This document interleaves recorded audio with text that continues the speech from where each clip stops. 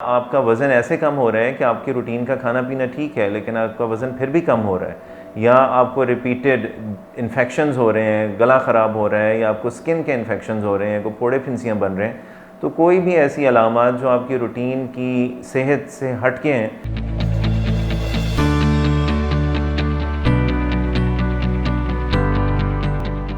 अस्सलाम वालेकुम, मेरा नाम डॉक्टर सलमान जावेद है और मैं मेडिकल स्पेशलिस्ट और मैदे और जिगर का स्पेशलिस्ट हूँ। आज आप लोगों से बात करने का मकसद आप लोगों को शुगर के बारे में कुछ अवेयरनेस देना है कि पाकिस्तान में ख़ास तौर पे ये मर्ज़ बहुत तेज़ी से बढ़ रहा है और एक अंदाज़े के मुताबिक इस वक्त दुनिया में पाकिस्तान तीसरे नंबर पे आ रहा है कि जहाँ पे शुगर के सबसे ज़्यादा मरीज़ हैं। तो इस हवाले से देखा जाए तो ये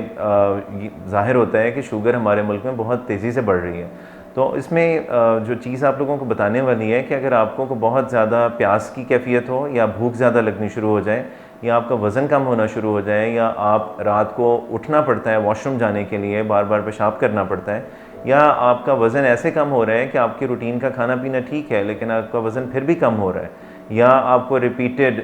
इन्फेक्शंस हो रहे हैं, गला ख़राब हो रहा है, या आपको स्किन के इन्फेक्शंस हो रहे हैं, कोई फोड़े फिंसियाँ बन रहे हैं, तो कोई भी ऐसी अलामात जो आपकी रूटीन की सेहत से हट के हैं, तो उसमें शुगर को हम आम तौर पे ज़रूर चेक करते हैं। तो अगर ऐसी कोई भी कैफियत हो तो अपने करीबी डॉक्टर से रब्ता करें ताकि वो आपके शुगर की टेस्ट के बारे में आपको बता सकें। शुक्रिया।